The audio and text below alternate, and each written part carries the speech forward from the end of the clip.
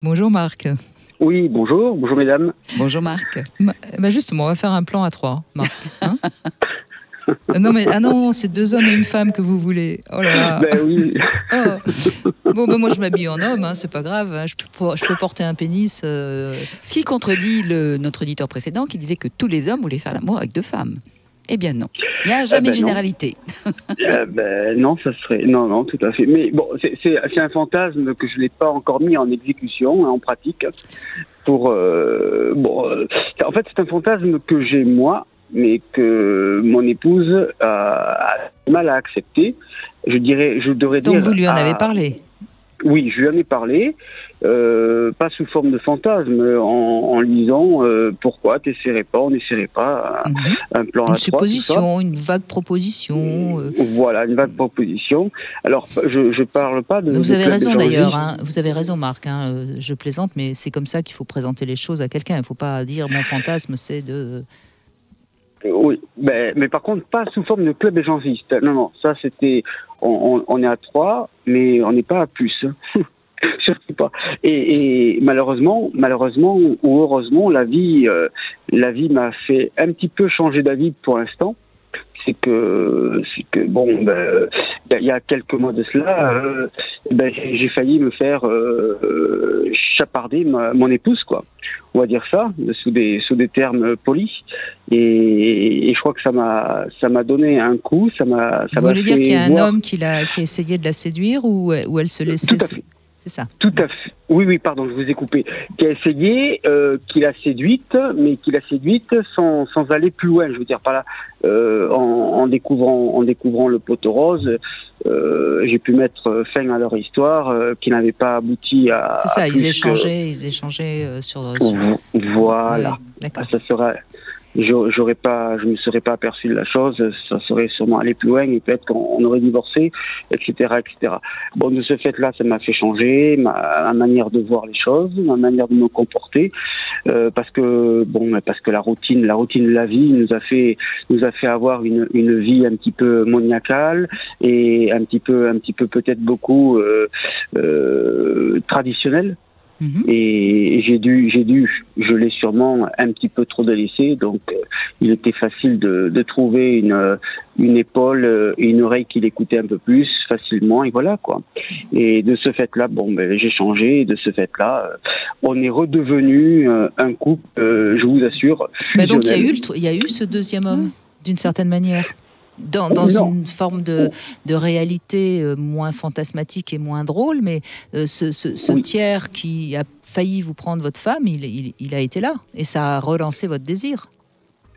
Non, attendez, non, parce que mon fantasme c'était qu'on soit ensemble. J'ai bien compris, mais le fait, là, après cet épisode dangereux, vous avez eu plus de désir pour votre femme? Oui, d'accord, dans ce sens-là, oui, tout à fait. Mais alors, le désir a été multiplié, quoi. A été multiplié, et je vais même vous dire, on fait l'amour différemment. Et ben voilà, ça a été finalement la réalisation d'un fantasme, mais de manière détournée. Je l'avais pas vu dans ce sens-là. Tout à fait. Oui, même quand vous dites, Marc, voilà, si je n'avais pas réalisé, ils auraient eux réalisé leur désir, et elle aurait peut-être divorcé. C'est du fantasme, ça aussi. Voilà, c'est cet imaginaire qui galope, sauf que là, il galope vers une direction que vous n'aviez absolument pas envie de prendre. Mais oui, Brigitte a raison. Le fantasme, vous avez été l'approcher, vous l'avez d'une manière très détournée réalisé, mais le troisième, le deuxième homme, il était bel et bien là. Et il était dans votre lit, puisque le désir en a été reboosté. Et heureusement qu'ils sont passés à l'action. Et heureusement, voilà, que c'est resté fantasmatique, mais vous vous en êtes approchés tous les deux, votre femme et vous, suffisamment près pour en revenir et vous retrouver. Et du coup, vous vous êtes rendu compte qu'au fond, c'était peut-être mieux de ne pas passer à l'acte. Oui. Alors vous dites ça dans ce sens-là, mais moi j'ai changé. J'ai changé moralement, et j'ai changé mon comportement envers mon épouse. Donc là, je suis beaucoup plus attentionnel envers elle, Bien et tout sûr, ça. bien sûr. Donc, on s'est rapprochés, mais à un point inimaginable, et ça dure, c'est fantastique, quoi. C'est fantastique à tel point que, bon, nous Ça avons dure et quand c'est même... dur. Oh, c'était oui. facile. C'était facile, Marc, je vous l'accorde. Vous avez toujours la réplique. Et à tel point que, bon, par contre, là, maintenant, ce que moi j'aimerais, alors je sais pas si c'est le fait de vouloir avoir Ouais, dites-nous, oui. Qu'est-ce que vous encore un aimeriez enfant, Là, peut-être... vous aimeriez avoir à nouveau un enfant avec elle, c'est ça? Oui, tout à fait, tout à fait.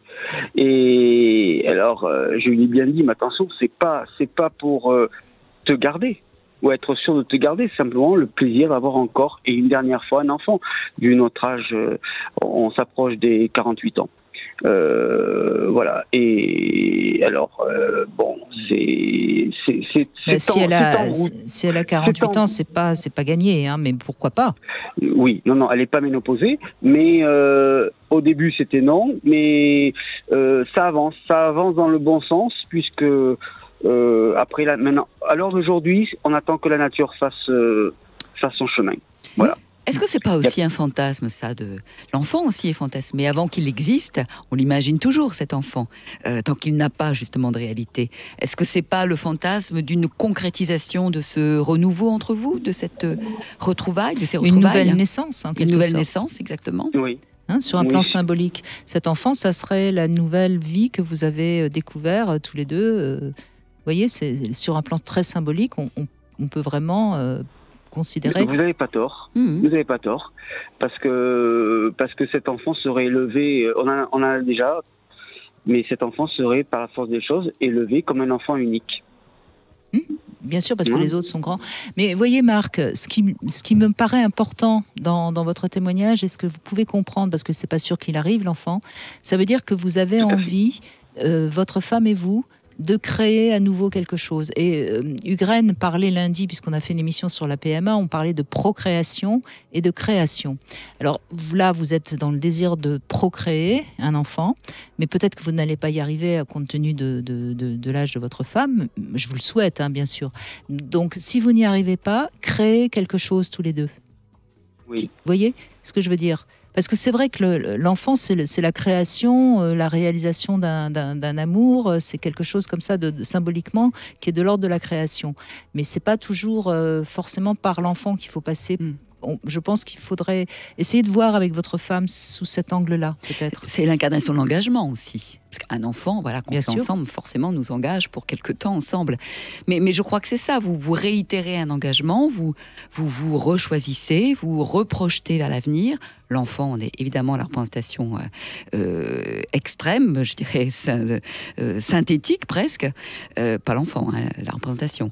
Donc voilà, il y a plein de choses à faire de ça. Et je crois même que l'idée est peut-être aujourd'hui plus exaltante que sa réalisation ou pas.